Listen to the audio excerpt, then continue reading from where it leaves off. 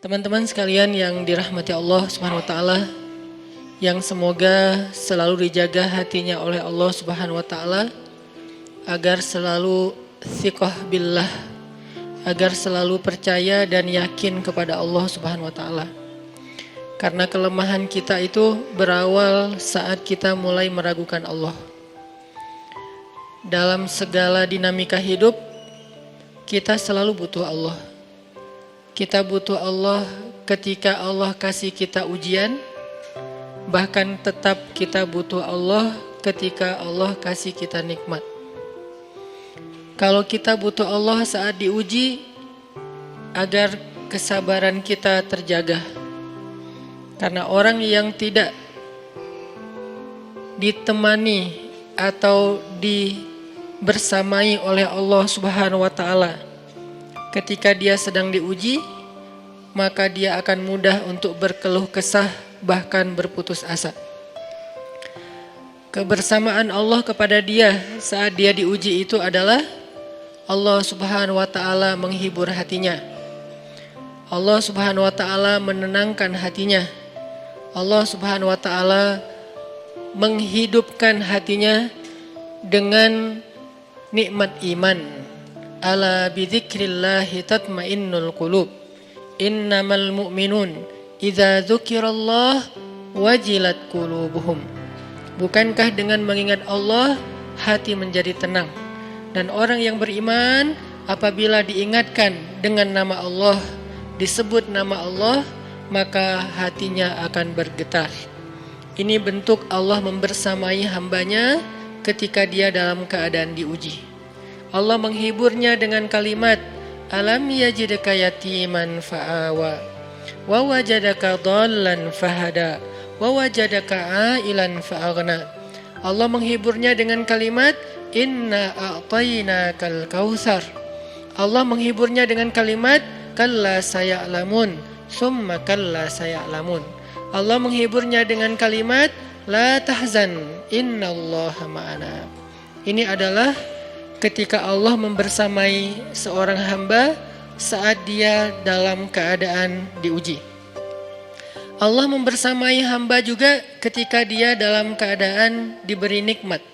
Karena tanpa itu, maka seseorang akan jatuh justru kepada dosa-dosa karena dia mendapatkan banyak kenikmatan hidup.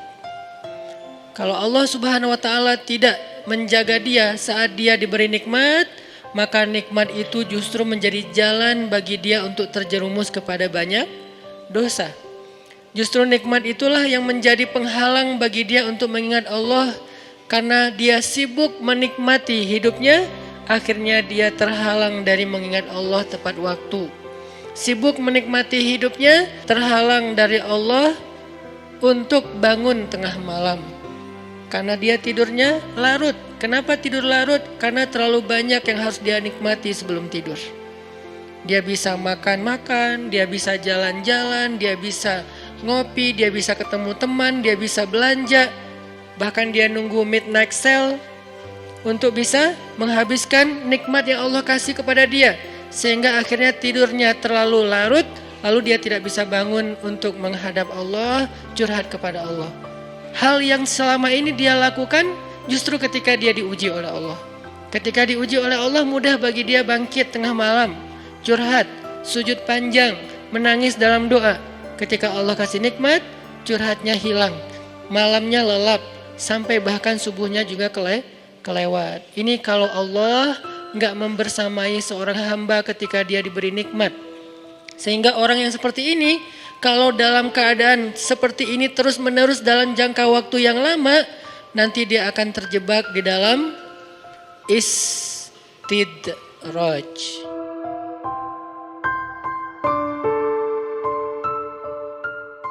Jadi teman-teman, bersabarlah dengan sedikit ujian. Pasti kami uji, kata Allah. Dengan sedikit rasa takut, dengan sedikit kekurangan, dengan sedikit kegalauan. Wabasyiris sabirin.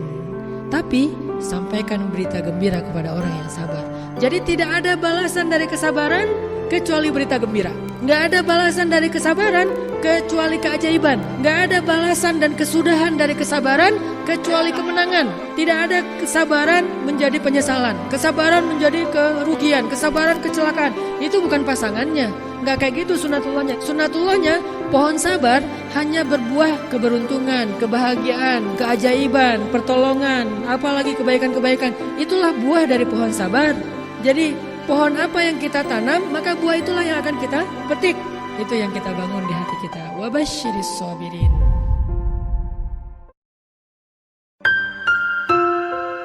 Kadang-kadang riya kita tuh bukan direncanain, bukan gua pengen riya nih. Enggak, kita insya Allah enggak gitu-gitu amat lah. Enggak mungkin kita sedekah pengen pamer, kita beribadah pengen pamer, kita tilawah pengen pamer. Kita tahulah itu mah sia-sia.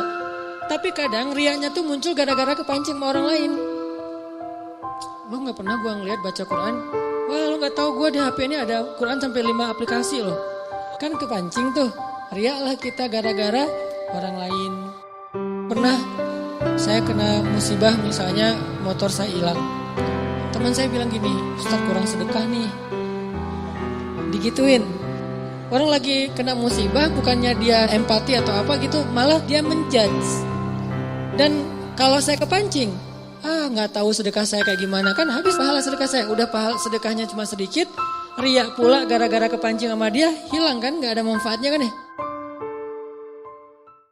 Pernah nggak ngerasa kayak berjasa kepada seseorang? Terus suatu saat kita nggak butuh dia, cuman pengen nyapa doang, telepon, di reject. Bukan nggak diangkat, kalau nggak diangkat mungkin dia lagi kuliah, lagi di kamar mandi, sehingga nggak diangkat. Udah, telepon lagi. Kita telepon pagi sekali, nanti siang telepon lagi, sore telepon lagi. Di reject, maghrib telepon lagi, di reject, malam telepon lagi, di reject sehari 5 kali. Gimana tuh perasaan kita? Harusnya kan Allah lebih dari itu, karena Allah sering kita reject. Hayya 'alas shalah. Kadang-kadang kita nge-rejectnya tuh dengan keluhan lagi. Duh, udah waktu sholat aja. Coba kalau kita digituin. Dan itu mungkin kita ngirimnya nggak dengan lisan, dengan hati. Bukankah Allah alimun bidzatis sudur? Tahu banget ucapan di hati kita. Ma gharraka bi rabbikal karim. Apa terus masalah kita untuk gak istighfar sama Allah? Pasti satu doang masalahnya. Kita nganggap Allah itu gak penting. Padahal hidup kita itu 24 jam di tangan Allah Subhanahu wa taala. Tapi kita sombong seolah-olah kita bisa hidup tanpa Allah Subhanahu wa taala.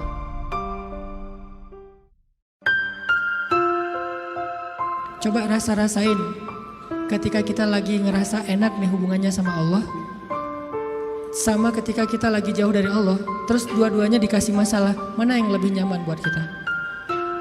Kalau kita pas lagi dapat masalah, pas lagi dekat sama Allah, itu akan bertahan banget. Orang makin dekat sama Allah, makin tough, makin bisa survive dalam menghadapi masalah, makin tuh. Kenapa?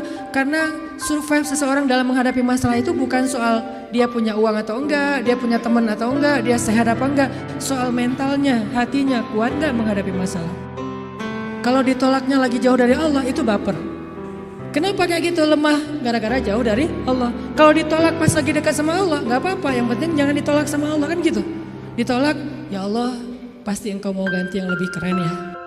Husnuzon kan, aku tergantung prasangka hambaku. Ya udah bertahan.